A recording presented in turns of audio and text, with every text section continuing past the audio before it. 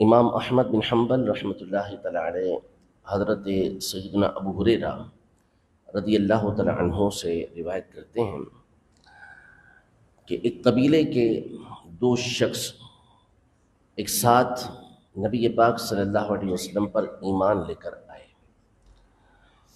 ان میں سے ایک یہ اللہ کی راہ کے اندر جہاد کرتے ہوئے شہید ہو گئے، جبکہ دوسرے جو تھے ان کا انتقال کچھ عرصے کے بعد، ایک وقفے کے بعد بستر پر ہوا، یعنی شہادت کا مقام و مرتبہ نہیں ملا۔ تو حضرت طلحہ بن عبید اللہ جو عشرہ مبشرہ میں سے ایک صحابی ہیں، جلیل القدر صحابی ہیں، انہوں نے خواب دیکھا کہ وہ شخص کہ جو بعد میں جن کا انتقال ہوا اور بستر پر انتقال ہوا، اس شہید سے پہلے جنت کے اندر داخل ہو رہا ہے۔ تو آپ فرماتے ہیں بڑا تعجب ہوا مجھے کہ مقام اس کو شہادت کا ملا اور میں دیکھ ہی رہا ہوں کہ جنت کے اندر یہ شخص پہلے داخل ہوا۔ تو صبح نبی پاک صلی اللہ علیہ وسلم کی بارگاہ میں حاضر ہوئے اور آ کے سارا معاملہ عرض کیا۔ تو نبی پاک صلی اللہ تعالیٰ علیہ وسلم نے ارشاد فرمایا کہ کیا اس نے اس کے بعد، یعنی اس کی شہادت کے بعد رمضان کے روزے نہیں رکھے تھے، اتنی نمازیں اور نہیں پڑھی تھیں؟ تو یہ جو نمازیں اور روزے اس نے بعد میں پڑھے، اس بنیاد پر اللہ پاک نے اس کو یہ مقام عطا کیا کہ شہید سے پہلے جنت میں داخل ہو رہا ہے۔ اس حدیث پاک کو علماء نے وہاں ذکر کیا ہے اپنی کتابوں کے اندر کہ جہاں آدمی کی عمر بڑی ہو اور اس کے عمل اچھے ہوں تو وہ اللہ کے نزدیک پسندیدہ بندہ ہوتا ہے۔ یعنی ان کو اللہ پاک نے بڑی عمر عطا کی، شہید کے مقابلے میں بڑی عمر عطا کی، اور ساتھ میں اچھے عمل کی بھی توفیق عطا فرمائی۔ تو نتیجہ یہ نکلا کہ لمبی عمر اور اچھے اعمال کی وجہ سے اللہ پاک نے شہید سے بھی بڑا مقام و مرتبہ ان کو عطا فرما دیا۔ یہ کئی حدیثیں مروی ہیں ان الفاظ کے ساتھ۔ حضرت سیدنا انس رضی اللہ تعالی عنہ، حضرت عبادہ بن صامت رضی اللہ تعالی عنہ، حضرت سیدنا ابو بکر رضی اللہ تعالی عنہ اور بہت سارے صحابی مختلف الفاظ کے ساتھ نبی پاک صلی اللہ علیہ وسلم سے یہ حدیث روایت کرتے ہیں کہ آپ علیہ السلام سے پوچھا گیا کہ ای الناس خیر، لوگوں میں بہترین کون ہے، اچھا کون ہے؟ تو نبی پاک صلی اللہ تعالیٰ علیہ وسلم نے ارشاد فرمایا اطولهم اعمارا واحسنهم اعمالا، یعنی جس کو اللہ پاک لمبی عمر عطا کرے اور اچھے اخلاق عطا کرے، اچھے اعمال عطا کرے۔ اور فرمائے من طال عمرہ وحسن عملہ، جس کی عمر لمبی ہوئی اور اچھے عمل ہوئے، ایسا شخص لوگوں میں افضل ہے۔ پوچھا گیا ای الناس شر، کہ لوگوں میں بدترین شخص کون ہے، برا شخص کون ہے؟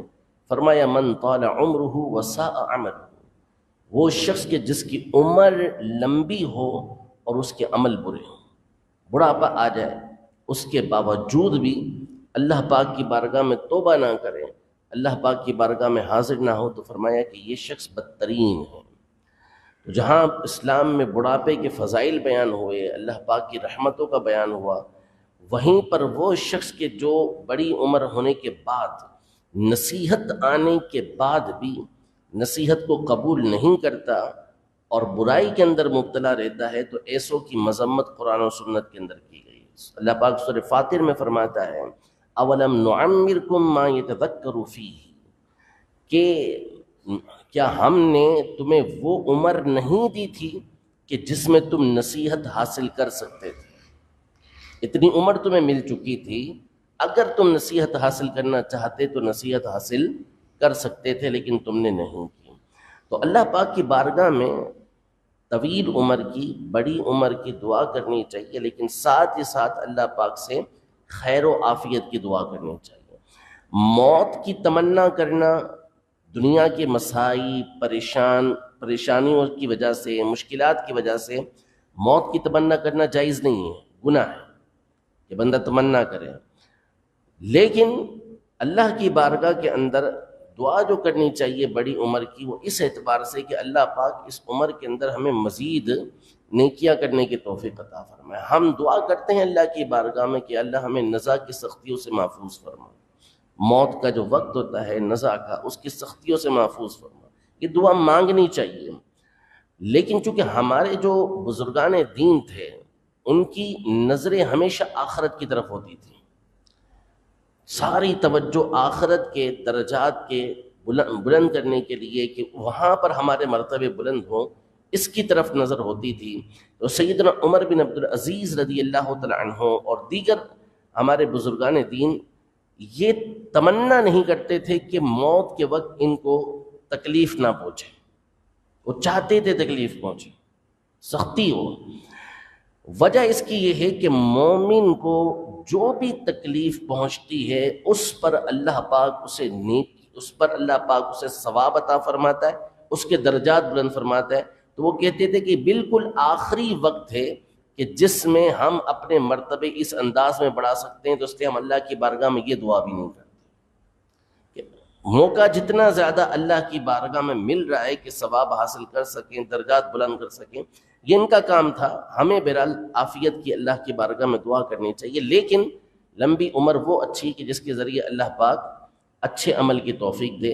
ایک حدیث مبارکہ سیدنا عبداللہ ابن مسعود رضی اللہ تعالیٰ عنہ سے مروی ہے کہ نبی پاک صلی اللہ تعالیٰ علیہ وسلم نے ارشاد فرمایا کہ اللہ کی مخلوق کے اندر اس کے کچھ خاص بندے ہیں، کچھ خصوصیات بعض لوگوں کو حاصل ہیں۔ کیا؟ ارشاد فرمایا کہ یہ وہ بندے ہیں کہ جن کو اللہ پاک اچھے عمل کے ساتھ یطیل اعمارہم فی حسن العمل، کہ اللہ پاک اچھے عمل کے ساتھ ان کو لمبی عمر عطا فرماتا ہے، اچھے عمل کے ساتھ ان کو لمبی عمر عطا فرماتا ہے، وَيُحَسِّنُ أَرْزَاقَهُمْ، اور ان کو اچھا رزق کمانے کی توفیق و سعادت دیتا ہے کہ ان کے رزق بڑے پاکیزہ ہوتے ہیں۔ اور فرمایا کہ وہ اللہ پاک ان کو عافیت کے ساتھ رکھتا ہے، اور ان کو اللہ پاک قتل سے محفوظ رکھتا ہے، یعنی بری موت سے اللہ پاک ان کو محفوظ رکھتا ہے۔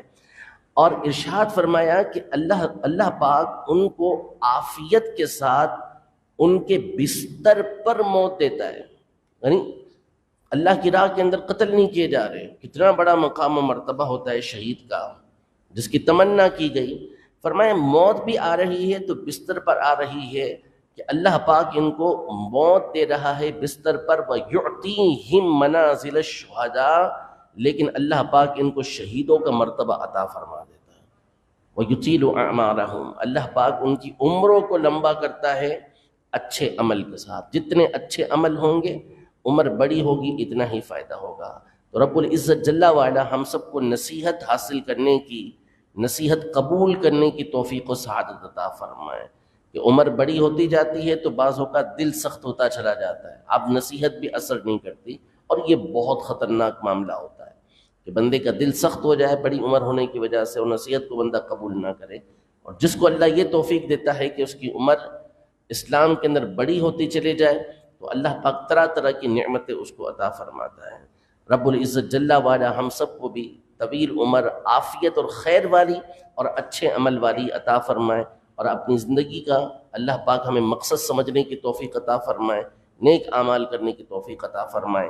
آمین بجاہ النبی الامین صلی اللہ تعالی علیہ وآلہ وسلم۔